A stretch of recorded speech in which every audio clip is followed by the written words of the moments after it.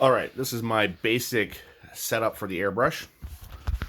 So, amongst a whole bunch of plugins and shit over there, my compressor, which is just slightly bigger than the one you've got. Then over here, I've got my airbrushes. So you'll get one of these things on the top of your airbrush, so you can actually just hold your airbrushes. I just bought a second one, so it'd be a little closer over here. I have a quick release, which I would recommend if you decide to get multiple airbrushes, because you can just boom, quick switch over into your other airbrush as you go. This adapter with the quick release is going to run you about 35 bucks. So, three airbrushes. I have two of them. So I have one set up on my Badger, and I have another one set up on my Awada, which I have back here. And then I move this one from my Badger Patriot over onto my Sotar. This is my base coat brush, which is basically what you've picked up, which is the Patriot 105. It's good for base coating. It's what I do, I'd say, almost 90% of my work on. I then have an Iwata, which can do a little bit finer detail stuff as a good mid-range brush. Sometimes if I have this hooked up or I'm doing base coats, I just kind of go back and forth between the two of these over and over and over again, so that this is good for priming big models. This is perfectly functional for doing everything else. 28 millimeter scale miniatures, much like this. Super easy. I can do it with this. I can do it with this. I usually go to this by default. It's just easier for myself, but that doesn't mean that you can't just use something else. The Sotar I only started playing with recently. It is a very fine detail. I don't use it very often, but if I need to get really tiny highlights, like based on the size of this is 25 mil, if I need to go in and highlight her eyes, I would go in and I use that to highlight the eyes to give like a glowing effect, for example. So that's where I would use that from. Essentially, this is my spray booth, which is functional. Window, so I put the exhaust fan up, turn that on whenever I need to go. Obviously, you've got your own setup. Blue tack. So the best way to store your brushes when you're done with them, clean them, and then store them pointing downwards. So I've pulled all my brushes off because I just went through and reorganized everything yesterday. Set that up. Let's see. Next, Stynylrez primer. This is the best primer in the world, by far, in my opinion. So they make black, white, gray, gloss, matte finishes. I prefer just black and white, and then do a zenithal highlight, like so, where I just do black, and then I spray white from the top, and that kind of gives me a map of where I need to put my colors. Next up, I've got all my other brushes. I've got brushes that, this is used just for base coat stuff, for making bases. It can be fucked up. It doesn't really matter. I have a couple fine detail makeup brushes. So what you can do with these, because they're super soft, is I use them for dry brushing.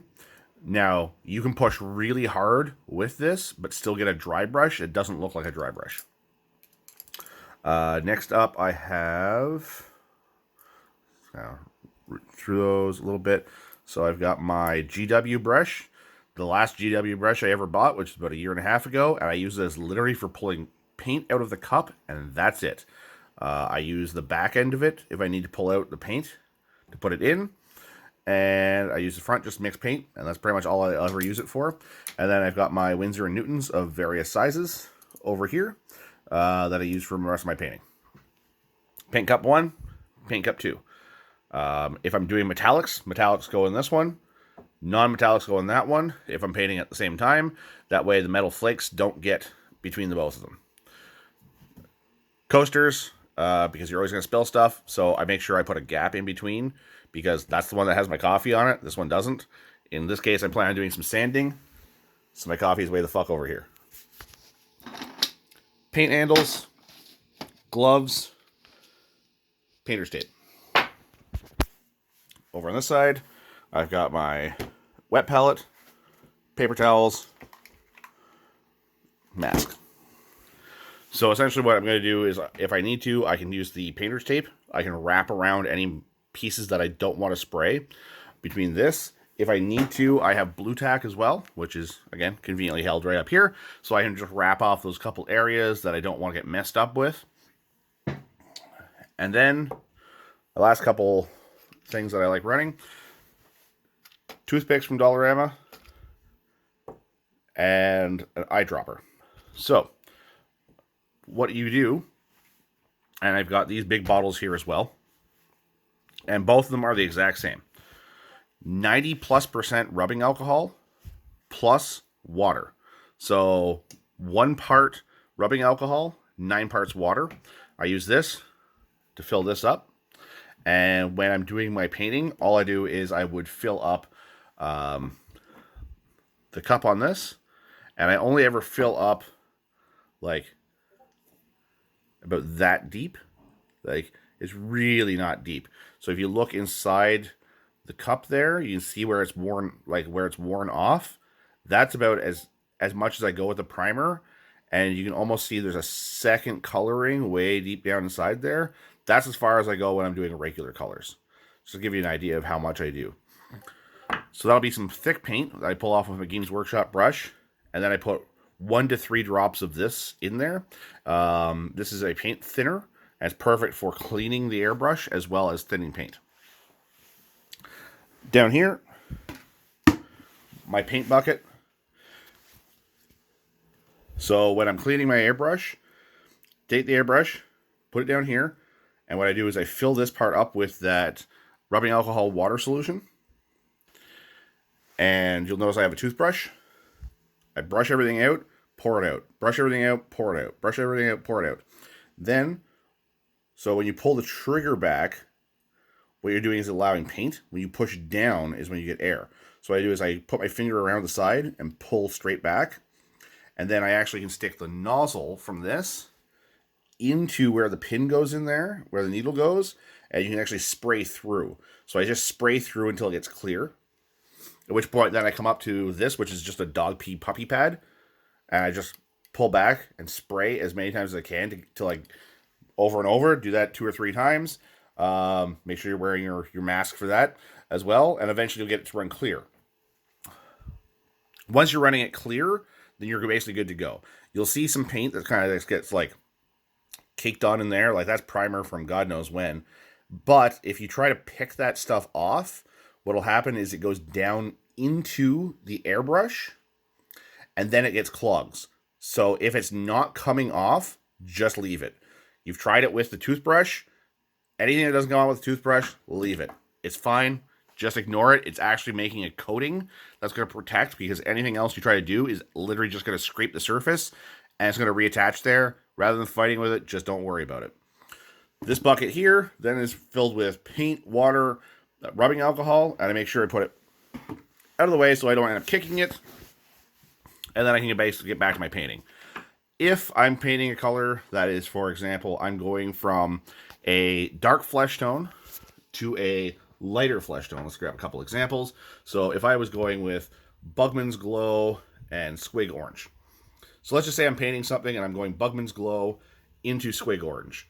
I don't really clean the airbrush. All I do is I go like this, clear it out, spray till I'm not getting anything else out. Maybe do 1 little squirt with this, spray it out. Again, I still have a little bit of paint left in there. I don't care. It doesn't have to be perfect. I just go straight to another color. It'll pick up a little bit, but not enough that you're really going to notice. And that's pretty much all you need to worry about. When you're switching from something like, I'm doing flesh tone, and I've decided, hey, I'm going to go to feathers that are going to be this, that's when I need to actually clean the airbrush itself. Or if I'm going from the primer, which has a different consistency and will clog the brush faster, I don't switch. I basically clean between this. When it comes to thinner, you don't thin this.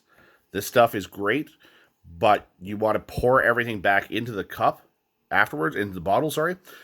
You do not want to waste any of this stuff here, because this stuff is really expensive, but it works great. And I know it only looks like it's $10, but you're going to prime so much stuff with this. You're going to get your value out of it, but you'll be pleasantly surprised, and you'll still want to make this last as long as possible. After that, if you're doing things like heads, you can get something simple like this. Put it back together here. Sorry, the glue popped off this, so it's a little funny. So this has holes in it. So basically what I would do is take this, take my toothpick, cut off the end so it's flat, and super glue the head on. Now I can just drop this in here, and when I do my painting, I can just put it in there and let it sit and dry so I can get all the different angles of the head. Using super glue over plastic glue allows you to break this off afterwards because it's going to be brittle. So you can just pop it right off and do whatever you have to do. But something little like this, you can do like 3 heads at a time. If you don't have something like this, literally blue tack, Play-Doh, anything, you can just stick this in like that, and you can work on the heads at the same time. And the last thing, which I find is the most important, so it's all going to be, so again, you have push down for paint, or for push down for air, pull back for paint. So what you want to do, when I'm doing it, I'm pulling only about, you can see, like, if this is the range I can do, this is as far as I pull back when I'm doing my paint. Literally right to there. Tap. So what you're going to do is you're going to do 90% air, 10% paint, and just going to do tiny little taps. Tap, tap, tap, tap, tap. You never hold down and spray. If someone's telling you to hold down and spray, they're a very basic level when it comes to the airbrushing. So you want to pull back and just do a little 10% spray. Just tap, tap, tap, tap, tap, tap, tap. What you're doing is aerosolizing all of the paint. So when you're aerosolizing the paint, you'll notice, for example, some bases. So I'm spraying from the top. I'm going to get black there, but I'm not going to get black in some of those other areas on the side. So you're going to have to spray from different areas, right? It's always going to be a straight spray.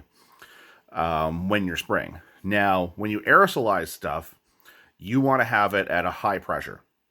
So I have mine sitting currently at 60 psi, and I wouldn't go less than 50, because basically what happens is I spray, spray, spray. If it looks like it's getting a little clogged, and you can see like the needle, focus there, focus, maybe, yeah, see the needle? So like that needle sticking out, you can notice when that's getting kind of clogged. Use the toothpicks, use the toothbrush, brush it off. But if it gets clogged when you have a high PSI, you just pull back all the way on the air, or all the way on the paint, and then hit with the air, and you're going to blow out all the clogs. So you'll see lots of little spots like this. This was literally me just priming, and I'm like, oh, I got a little bit of a clump, and I just spray, spray, spray, and it basically blows out anything that would be stuck in there as it's drying, so that way it just gets it out. Now, the thing with doing that is, if, again, you're cleaning inside the airbrush, when you're cleaning inside the airbrush, you clean out those little flecks, you're now going to have bigger specks. So when you go to clean this, it won't work. So one of the other things I can recommend is the needle needs to be straight. Using your thumbnail, even to scrape that paint, is enough to bend the needle. So when I get my toothbrush, I always get the super, super, super soft bristles. Look for something that's good for like children's teeth or baby's teeth. It's super soft. That way you won't bend the needle. If you do bend the needle, there's a couple things you can do to fix it. One of the best and things that I would recommend the most is called Sharpen Air. It's probably your first investment afterwards. I'll pull it out with my toolkit here. Sharpen Air. So, pull out the needle. And, all right, so I got the needle. What you do is wider needles to thinner needles. So in this case, this is the Badger Patriot 105, same one that you're using. So go in this one, and when you, I'm going to try and hold it with my finger a little bit here, but you basically want to put it in and twist, and so you're going to twist it. So twist and pull out, twist and pull out, and you can even see like twist when I'm pulling. Notice how it's still hooking and pulling the whole thing itself is because my needle is not straight. So you're pull twist and pull a couple times. And after doing this a couple times, now it's no longer hooking. So then I move to the finer spot. And that's not hooking. I've basically straightened the needle. A new needle is about $35 each. And this thing here is $50 US. You get one of these, and it saves you about 5 different needles before you actually have to replace this. So getting this saves you, by the time you would replace the first needle, it's already paid for itself. Highly recommended. And that's basically the go-to when it comes to airbrushing. A lot of it is practice, where you need to put the paint and getting that detail down. But always keep trying with your airbrush. If you want to get practice with it, pull the airbrush apart, reassemble. Put it apart, reassemble. Pull it apart, reassemble. If you need lubricant, you can use gun lubricant, which goes right in here. Let's see if we can get that focused a little bit better. Right in there, where this pin is going to hit. You do that like once every 6 months. That's pretty much all you need to do. But get used to pulling everything apart on the airbrush. So once you know what you're doing and pulling apart the airbrush and getting everything sorted and set up ready to go, you can pull it apart, everything. So when I'm done with the airbrush, I have my Dollarama cup. I know, it looks fancy, right? And it's got a spoon in it just because of the little bits. And this is literally how I fill it. Take this alcohol, because it's also paint stripper, and I'm just going to fill it all the way up.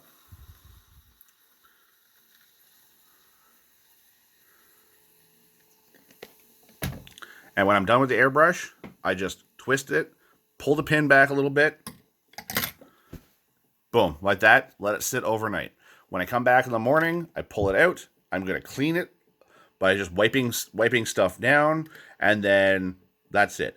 If I've done a lot of airbrushing, I'll pull apart the ends off of this as well, so I can get like the little parts in this and let them soak on the bottom, which is why I have this to pick it up.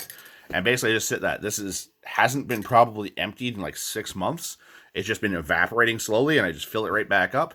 That's pretty much all you have to do in between sessions. If you notice some of like this is getting a little bit of paint on it, you can just wipe it. You can even see like I'm kind of getting some little lines essentially coming in, and that's because there's a little bit of paint on it. But most of it isn't the end of the world that you're having a little bit of it on there. You can actually be pretty good with them as long as you follow these steps. This will help you take good care of your airbrush.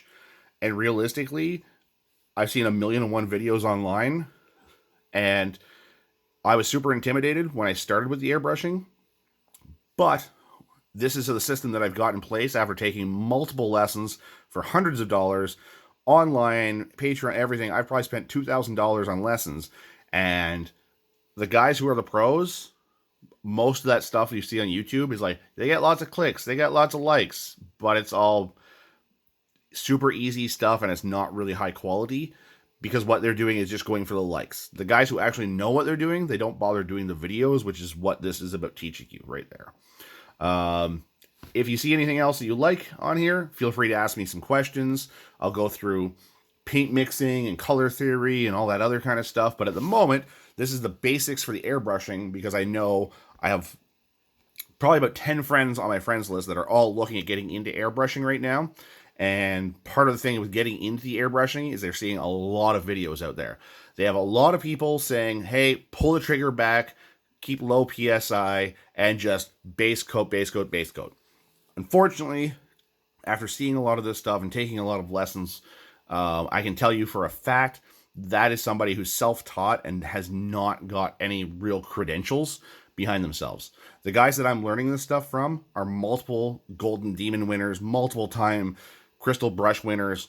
So when I'm saying this stuff, although I haven't won any of these things, I'm getting it from what I feel is a more reputable source, which is why when I see other videos, it kind of frustrates me a little bit on how much they're pushing for this stuff and how much misinformation there is out there, because my first 6 months, maybe even 9 months of airbrushing was completely wasted because I did not pay for the good quality lessons, and I could not find this information on Facebook or on YouTube or on anywhere else that I was looking, because everyone is hold the brush down, 20 psi, hold it back, spray it. I'm telling you, once you get used to this stuff, doing those little 10% sprays, you're going to find your airbrushing within 3 months is going to be better than almost every other person that's just picked up an airbrush, because you're not watching off YouTube. You're getting quality content. And even what I know, I feel that I'm pretty good, but I would strongly suggest you go to the best. If you're going to pay lessons, don't pay me, pay the best. What I'm paying right now is $65 US for one hour session per month with Aaron Lovejoy. I've been doing this for almost 2 years now, and I'm telling you, the knowledge the guy has is well worth it. If you're going to pay, go to the top guy, because the guys below him, they're going to charge you $50 Canadian, but what's the point in saving $15 or $20 and your lessons are not worth it? Go to the top, start there, pay the extra money, and you'll understand why all of this stuff that I've gone through, how much that's going to help you in the long run. I have literally just saved you 6 months of learning in this 22-minute video. So if you like it and you have any questions, again, send me a message. Let me know. I will gladly help anyone else out, because I just feel like everyone should just be a better painter. And there's a lot of simple little tricks you can do to get things going. And I do like my little knickknacks and hobby stuff like the Sharpen Air. So I've got majority of those things. I can also tell you which things are completely useless and don't serve a purpose. Which my number one is this thing. I purchased it, but when you're cleaning your airbrush, you're spraying it until it gets clean. You cannot see in this thing to tell when it's clean. Therefore, this is a $39.99 thing on Amazon, and it's completely useless. If you have one of these things, there's absolutely no point in using this. You can just spray into a $5 bucket. Save yourself the time. Do it right the first time.